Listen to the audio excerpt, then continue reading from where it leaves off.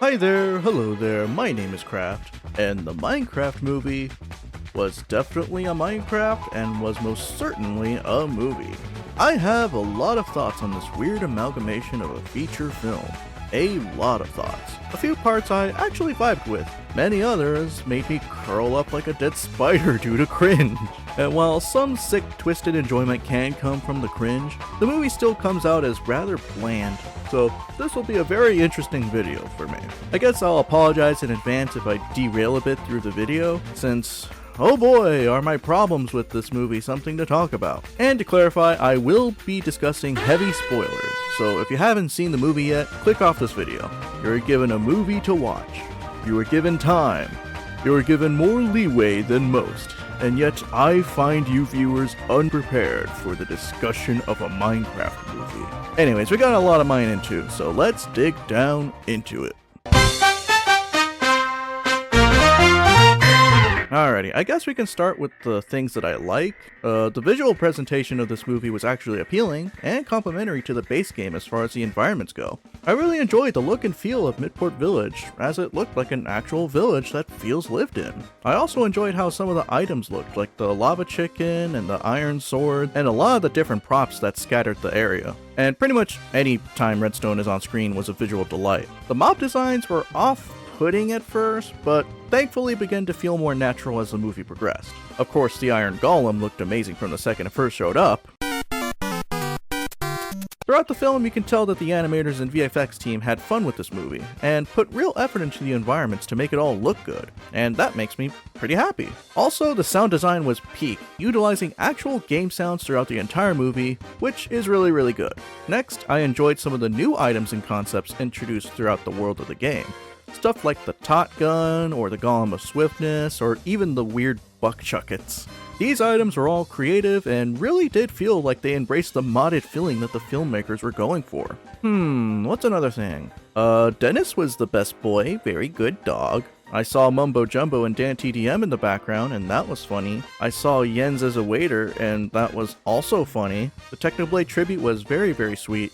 I never really watched any of their stuff yet, but I also hold a lot of respect for him and what he's done in the community, so it was nice to see him represented in the movie in some way. Legends never die. Bees. Just bees. Look at them. Perfection. Very cute. The potato factory destruction was very funny.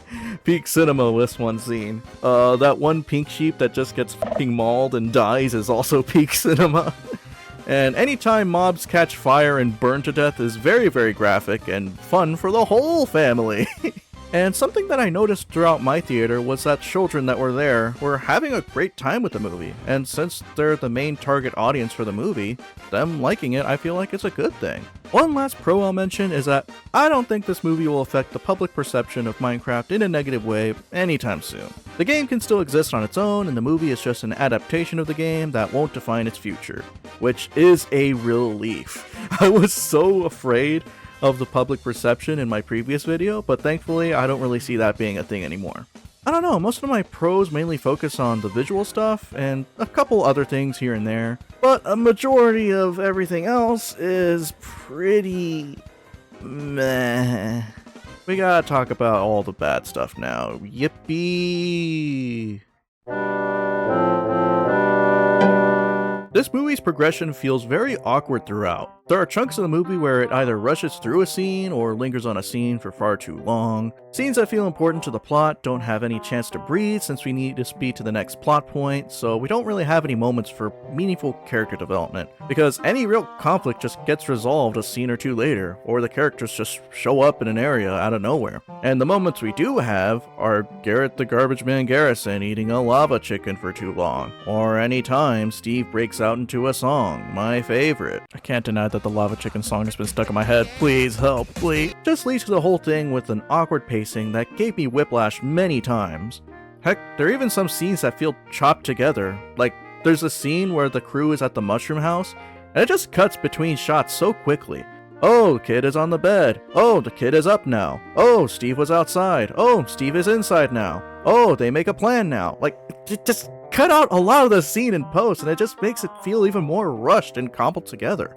Yeah, I'm feeling this movie has awful pacing, and it really does show that the movie went through production hell. And it doesn't help that the narrative itself is duller than andesite.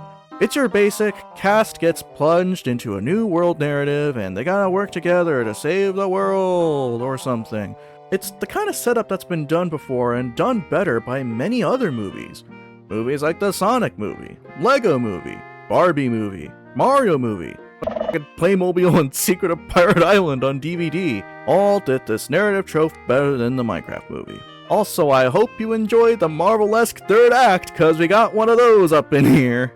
Complete with the big disposable army, endgame-style battlefield, the McMuffin literally just being the Tesseract, and a big ol' portal to close. Not to mention the f***ing Skybeam! It's actually crazy how played out this whole third act is. It still manages to not really hold any stakes, and also be done and over with less than 5 minutes.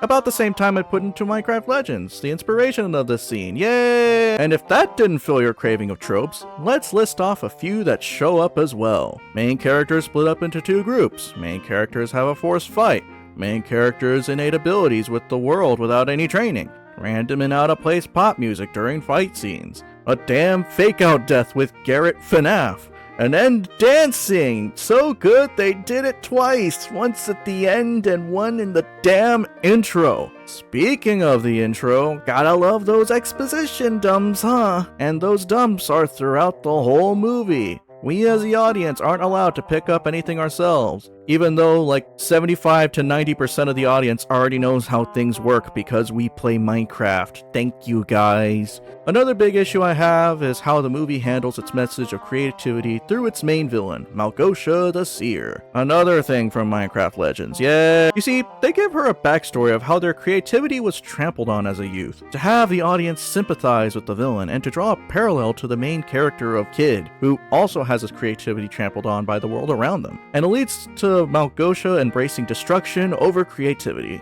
And that sort of story structure is fine, but the movie doesn't really have a moment where the villain realizes that their viewpoint is wrong. The characters don't show them the power or joy of creation. Malgosha just withers and dies, so what was the point of their backstory? Why should I give a shit about them? I mentioned the Lego movie briefly earlier, where we have a similar message of creativity, but unlike in Minecraft Le Film, we actually see Emmett extend an olive branch to Lord Business, showing him the positive impact sharing your creativity has on the world, how it connects and inspires us, and we see them actually change their ways, leading to a beautiful redemption. So we get a happy ending for pretty much everyone here in the Lego movie. In Minecraft? Nah, Malgosha just fucking dies, rip bozo, no happy ending for you. So this just kinda dampens the overall message of this movie. I mean, it's not like they did anything creative throughout the movie at all. The characters outside of Kid and Steve aren't really conveying the message themselves either. Oh well, I guess the characters are too busy being kinda forgettable. I don't really remember anyone's names, and the only names I remember are Steve and maybe Garbage Collection or something. I guess I remember them because they were all over the marketing, and then they 69'd that one scene, which was weird. What else don't I like? The characters still look like they were green screened into the world and don't match the amazing environmental visuals. Guess there's no fixing that from the trailers. Where did Steve get the elytras from? Why the f did Wet Garbage just push the kid off that cliff? If he didn't figure out how the elytras worked, he would have died, so that's sus. How did Steve use that water bucket so high up in the air like that? Why the hell did those villagers put Steve and Gargar Binks in that fight pit and not just immediately killed him? I know the fight pit is an actual structure in the game, but this movie just still makes it feel out of place, weirdly enough. They could have used that Enderman scene to lightly allude to the Orb of Dominance lore in the games, but they didn't really do that, so that's a missed opportunity right there. The Enderman scene was kinda useless overall, since Crying Child just brushes off their vision instantly and just fucking kills them. Gary the Snail sure had a lot of plot armor throughout the movie. Very, very weird. Was there anything else I forgot to mention? Oh yeah. That one plotline that filled me with the most bone-boiling, spine-fucking gargling cringe that my brain popped like a pus-filled pimple. It's time to talk about the love story between the villager and the principal, starring Jennifer Coolidge. Yay!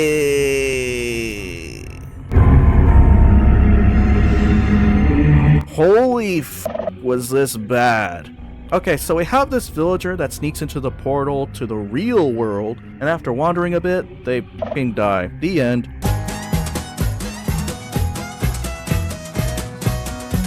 No, not really. They get invited to dinner by Jennifer Coolidge after getting hit by their Jeep Grand Cherokee, so she doesn't get sued or something. Then romance sprouts. Jennifer Coolidge's character as a whole was just super weird. Overall having this weird horny vibe that just doesn't fit Minecraft at all. Like, there's a scene in the beginning where she just flirts with the guy from Fortnite and... Garbage man, huh? Oh, you can bag me up and take me to the curb anytime. But you gotta punch in the lid, cause I got a lot of raccoons in there. And the date with the villager itself was just cringe in its purest state. Everything I've mentioned is dialed to 11 here. It was mortifying. Oh, and they don't even eat any of the food! What the hell? Then there's the credit scene where the villager talks with an accent and they get engaged. Then there are hearts that show up, which means they are gonna breed, which... This is the lowest point of the movie for me. I suppose, to be fair, since the rest of the movie is played out and boring, having something truly despicable like this makes me feel anything is a plus, even if it's pure unfiltered cringe and rage. Also, this movie clearly isn't taking itself seriously at all, so cool, I guess. One thing I've noticed many people have mentioned in their own reviews is that the energy of their theater contributed heavily to if people enjoyed the movie, since atmosphere is everything for big event movies like this.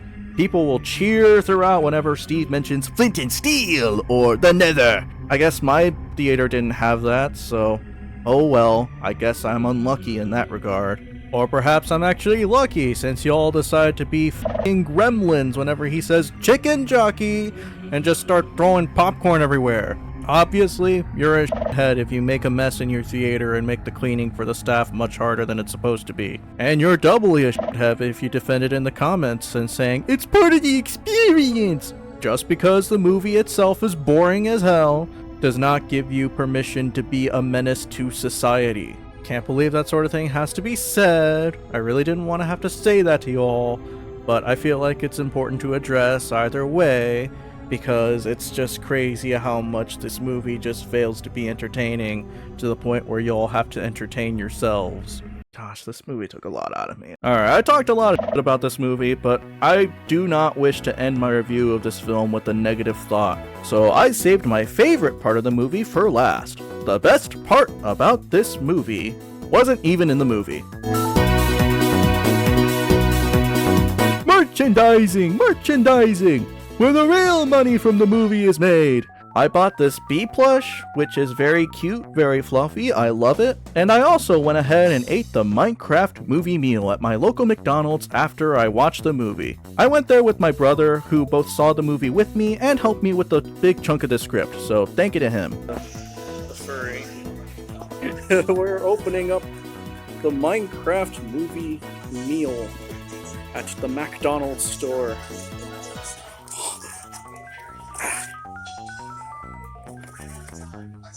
What is in here? Alright, let's see. Have obtained. Ooh, the bottle! I got a potion bottle! This is actually a really good one. This is the good one. Oh, that looks thicker.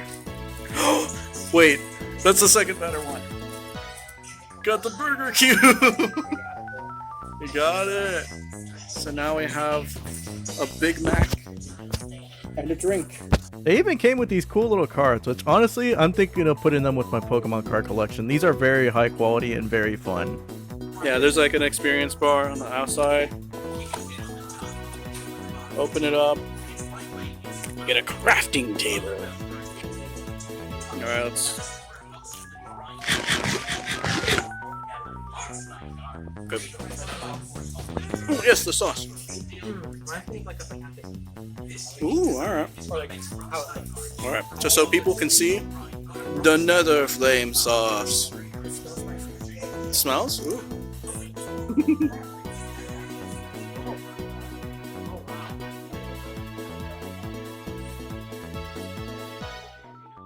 That's pretty good. It was good? It's spicy, but it's Alright. it's got nice flavor. Alrighty. You got me curious. Ooh! Ooh! Like if this was like in regular regulation, in my I would want it. You would get it? Yeah, like this with the hot mustard, I can switch between the toys. I'm Agreed. Me and Toka were also in agreement that this little trip to McDonald's after the movie was actually better than the Minecraft movie itself.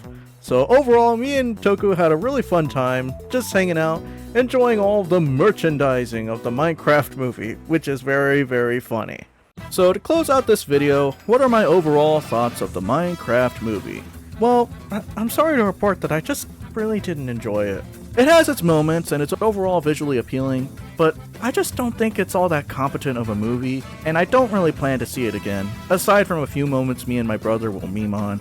And it's not like I can't enjoy turn your brain off movies, it's just that this one I couldn't really do that with, and I just don't really like it. But I feel like that's okay. This movie clearly wasn't made for people like me, despite me being a fan of Minecraft. People are gonna enjoy this movie, and that's something to celebrate, even if this movie is just not that good.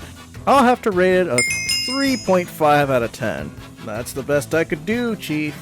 So I'll just stick to playing, talking about, and loving the normal game of Minecraft. And that's everything I have to say on this matter. Thank you for watching this video. I know I'm a week late to everyone else's coverage, but I really wanted my thoughts to marinate and to actually settle so I can actually give something of quality to you guys. Be sure to like and subscribe if you all enjoyed. And a super special thank you to my brother Toku for helping me with a lot of this video. They're a real one for that. And yeah, be sure to leave in the comments what you all think of this review and the Minecraft movie in general. And that'll be it for me today. I'm gonna go rest now. I'm out of here.